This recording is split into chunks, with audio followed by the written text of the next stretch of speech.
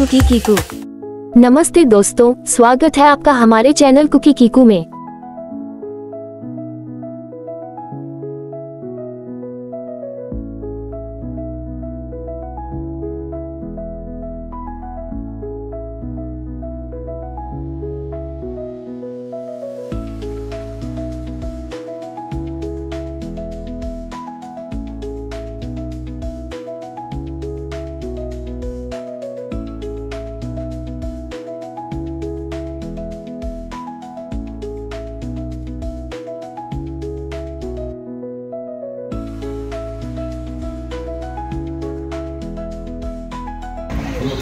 हे ग्रामदेवतेचं मंदिर आहे। पूर्वी धार्मिक संस्था गाव नियंत्रित करत असत।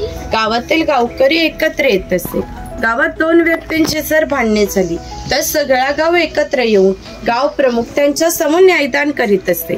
तसेच गावातील सार्वजनिक कामे जशा पाखाड्या बांधणे, लाकडी साखव बांधणे ही कामे कोणी व कोठे करायची याविषयीचा निर्णय सुद्धा गावकरी येथेच बसून घेत असते।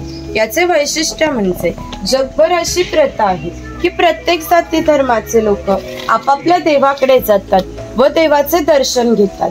आपण कोकणी माणसे सुद्धा वर्षभर देवळात जातो व देवाचे दर्शन घेतो। पण आपल्याकडे जेव्हा शिमग्याचा सण येतो तेव्हा हा देव पालखीमध्ये बसवून तो प्रत्येकाच्या घरोघरी नेला जातो। म्हणजे कोकणी माणूस आणि देव याचे नाते इतक्या जवळचे आहे की आपले एकमेकाकडे येणे जाणे असते।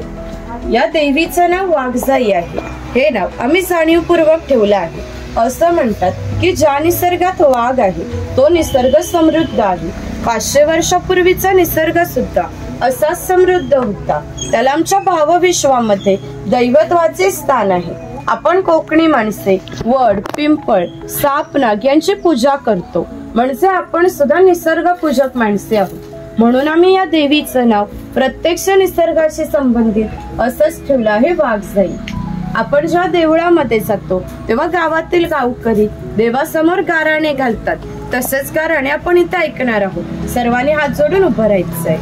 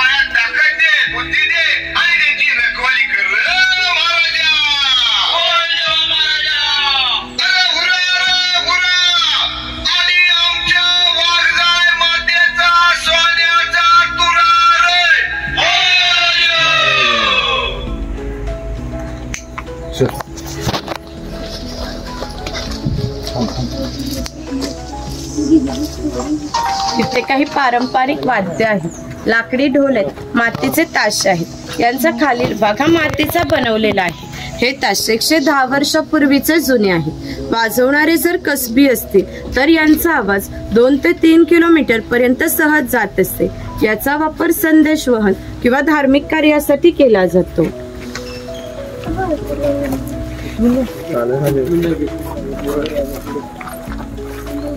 हा चव्हाटा देव आहे.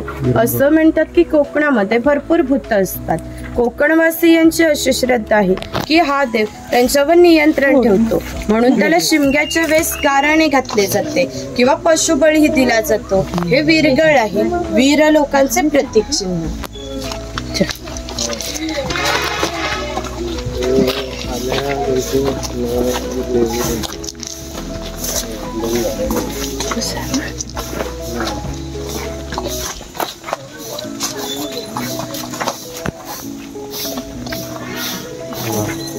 इथे कडक लक्ष्मी दाखवले. जे पोतराज लोक स्वतःला चापकाने फटके मारून घेतात त्यांना कडक लक्ष्मी म्हणतात. ते खेळ दाखवण्यासाठी गावामध्ये येतात.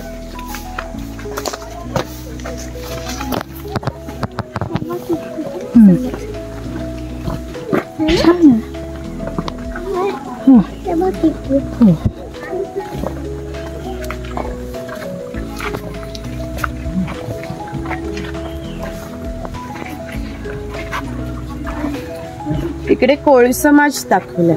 कोळी समाजाचे लोक समुद्राच्या इतक्या जवळ आहेत की समुद्राच्या भरतीचे पाणी सुद्धा त्यांच्या घराला लागून जाते. एवढी छोटी होडी घेऊन हे लोक खोलवर समुद्रामध्ये 8 ते 10 तास मासेमारी करत असतात. कधी कधी समुद्राच्या उसळणाऱ्या लाटा ह्या त्यांच्या होडीपेक्षाही मोठ्या असतात, परंतु ते कुशलतेने होडी वल्हवतात आणि पहाटेच्या वेळी घरी परत येतात.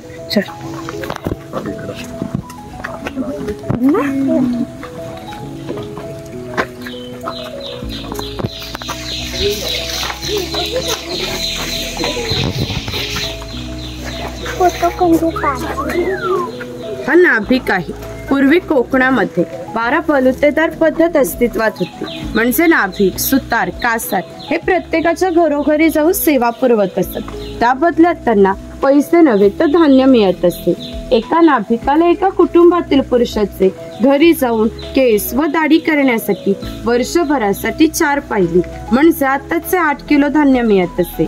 इतक्या अल्प मोबदल्यात हे लोक समाजाची सेवा करत असत. या नाभिकाविषयी आमच्या लोकसाहित्यात एक मजेशीर वर्णन आढळलंय. असं म्हणतात की गावातील प्रत्येक गोष्ट ही नाभिकाला माहीत असते आणि नाभिकाला माहीत असलेली प्रत्येक गोष्ट ही गावभर होते. आता तुम्ही आलात, ही गोष्ट ज्या अर्थी नाभिकाला समजली त्या अर्थी ती संपूर्ण गावाला समजली. आमचं सगळं गाव तुमच्या स्वागतासाठी उत्सुक आहे.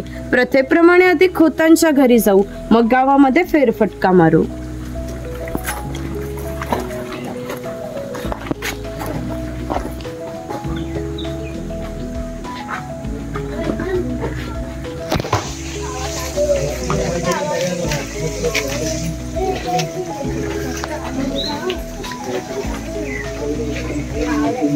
खोत आहे. राजाच्या गावातील थेट प्रतिनिधी म्हणजे खोत. धार्मिक व राजकीय बाबतीत पहिला मान हा खोतांचा असते. खोत लोक गावचे प्रमुख असतात. गावातील न्यायदान करणे, महसूल गोळा करणे, कायदा व सुव्यवस्था सांभाळणे ही कामे खोतांची असतात. ही खोतांची बायको आहे. पूर्वी कोकणी स्त्रिया सुंदरही होत्या आणि शूरही होत्या, परंतु त्यांना स्वातंत्र्य नव्हते. मासघराचा उंबरठा हीच त्यांची मर्यादा होती. इकडे खोतांची 2 मुले दाखवलीत. ती आपला परंपरागत खेळ सोंगट्या खेळत आहे. हा खेळ महाभारतामध्ये धर्मराज व दुर्योधन यांच्यामध्ये द्यूत नावाने खेळला गेला. हस्तिदंती फासे असतात, शंखांच्या कवड्या असतात. त्या टाकून विशिष्ट प्रकारचे दान मागितले जाते व त्या सोंगट्या मागे पुढे सरकवून हा खेळ खेळला जातो. खेळणारे जर कसबी असतील तर हा खेळ 1 ते 2 रात्र सहज रंगत असे. इतका मजेशीर खेळ आहे. घराची रचना पहा. खोत ज्या उंचवट्यावर बसले त्याला ओटी असे म्हणतात. गावातील मान्यवर लोक ओटीला बसत. ही समोर आहे ती पडवी. सर्वसामान्य लोक पडवीला बसत. खोतांच्या उजव्या बाजूला आहे देवघर, डाव्या बाजूला आहे स्वयंपाकघर, मागे आहे मासघर म्हणजेच पूर्वीचे बेडरूम. छपराची रचना पहा. वरती छोटे छप्पर, मध्ये गॅप, त्याखाली मोठे छप्पर. कोकणामध्ये उष्णता फार असते, त्यामुळे घरातील उष्ण हवा गॅप मधून बाहेर जाते व बाहेरील थंड हवा तिची जागा घेते, त्यामुळे घरातील वातावरण थंड राहते. घरासमोर अंगण आहे, अंगणात तुळस आहे. अंगण हे कोकणी घरांचं वैशिष्ट्य आहे.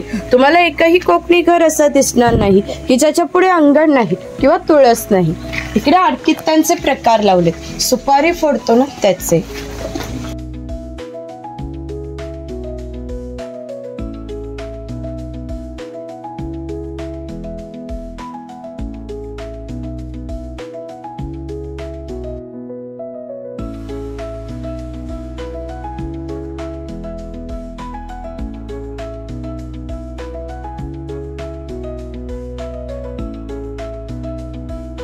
इथे पाटाच्या पाण्यावर लहान मुलाला खेळताना दाखवलंय. अगर आपको ये वीडियो पसंद आए हो तो लाइक करें, शेयर करें और हमारे चैनल कुकी कीको को सब्सक्राइब करना न भूलें. मिलते हैं अगले व्लॉग प्राचीन कोकण पार्ट 3 में. तब तक के लिए bye. Please like, subscribe and share.